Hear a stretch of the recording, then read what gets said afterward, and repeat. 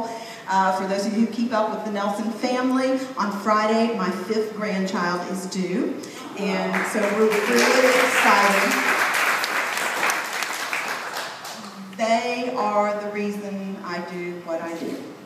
I hope that my children and their children have the same opportunities and live in the same wonderful country that we have had an opportunity to live in and grow up in. And my friends, that's kind of my message to you and what I want to say right now. I am so worried. I am very concerned about this nation. And November's election is going to be so key.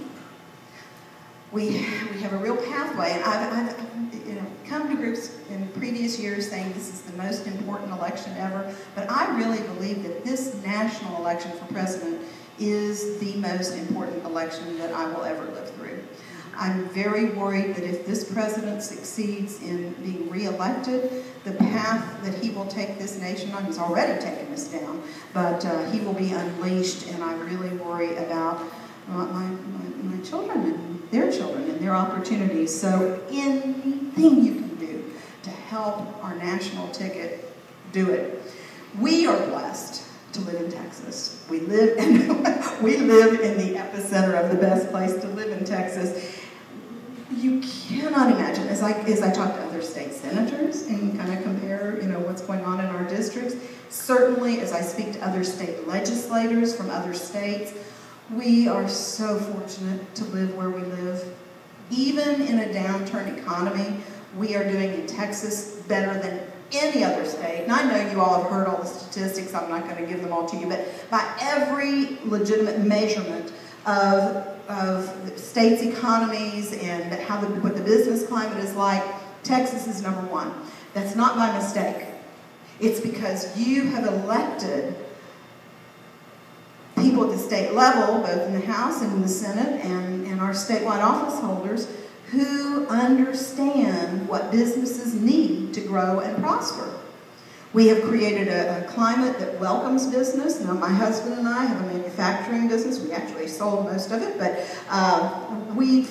his father started the business. My husband worked it for 40 years, and we understand that you can't overregulate, you can't overtax, you can't do things that keep businesses from growing and prospering, yet you have to provide businesses with a well-educated workforce. We have to make sure that we give our young people the education they need to grow and prosper and be productive citizens.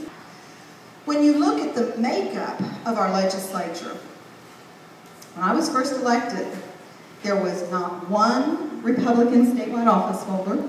We didn't have a majority of either house, and life was miserable in Austin. I mean, the Democrats were making the decisions that were not beneficial to business.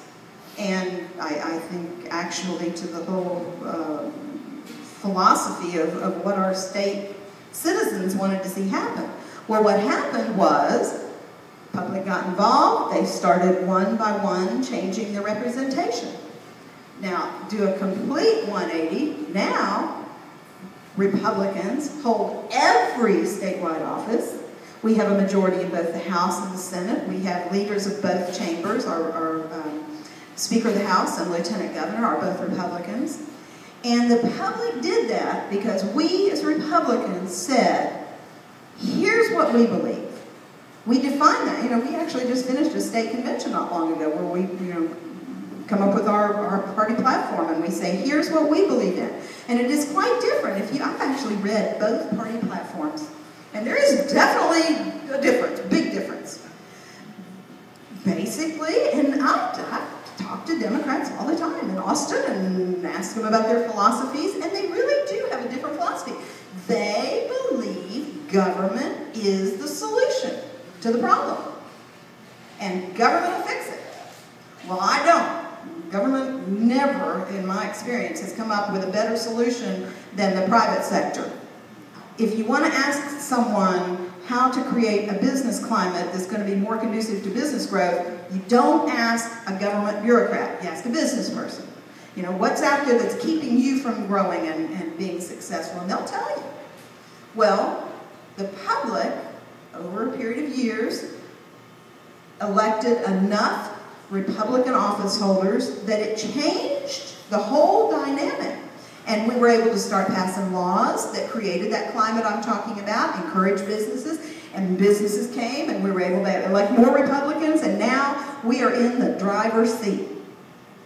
Well, when you're in the driver's seat, you've got to lead. And I am so optimistic, particularly in this upcoming session, that we will be able to put into place programs and philosophies that are what we believe in and try them. And that's something that I've talked to several groups and maybe some of you individually. I want to see what happens when we put our philosophies into place and see them work.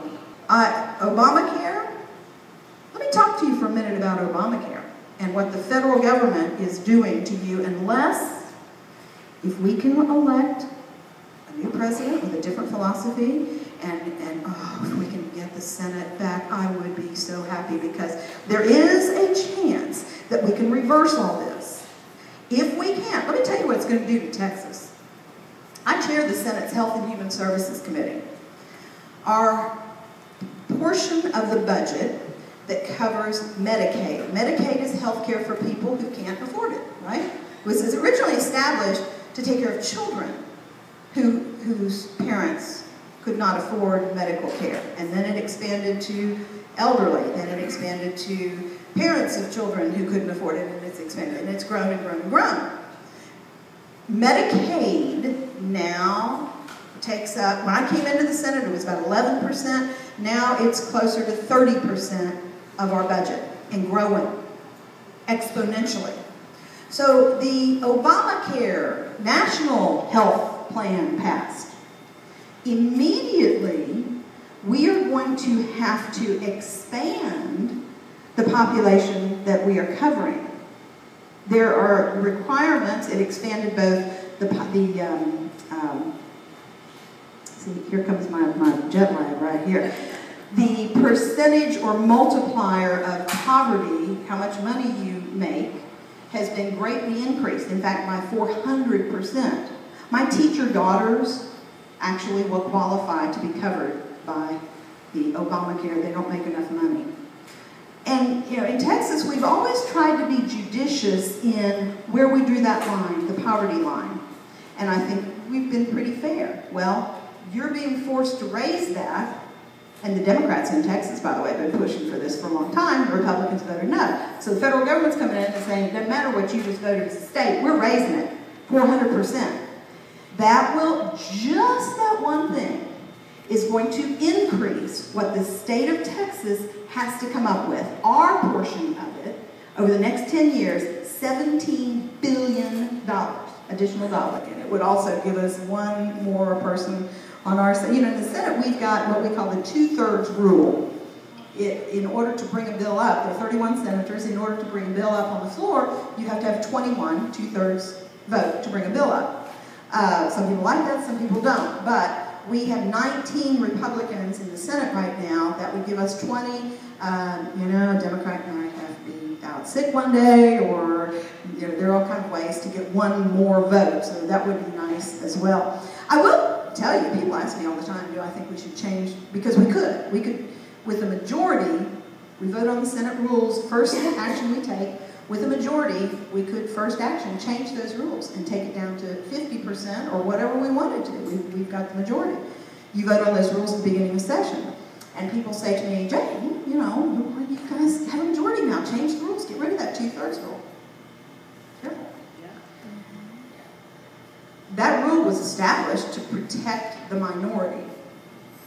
You know what the greatest minority is in the Texas Senate? Conservatives. Just because people have an R by their name does not, unfortunately, mean that they are conservative Republicans. And I personally believe that if I had to choose, I would rather kill a bill than pass a bill. With the 2/3 rule, 11 people sticking together can kill a bill. I can't tell you the number of times that I have tried so hard to get 11 Republicans to stick together to kill a bill, and couldn't even get 11 of us together. And if you're there, I can name issue after issue. Gambling's one. You go down to less than 2/3, gambling would pass. There are many pro-life, pro-choice debates that we would lose if, by we I mean pro-life people, beliefs would be on the losing end of the stick if we dropped that. So I'm not ready to change that rule. I would rather use our power to kill bills than pass bills.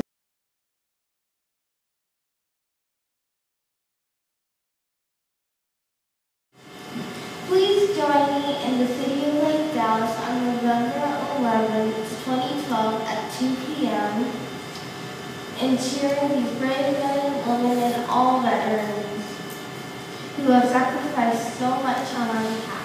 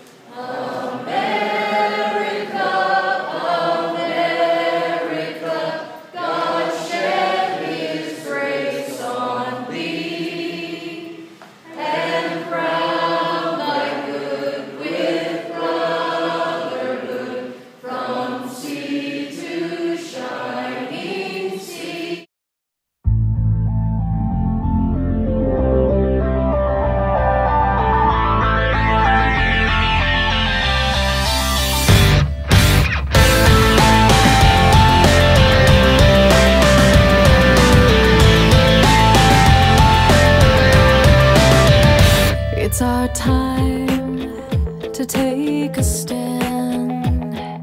Remember who we are.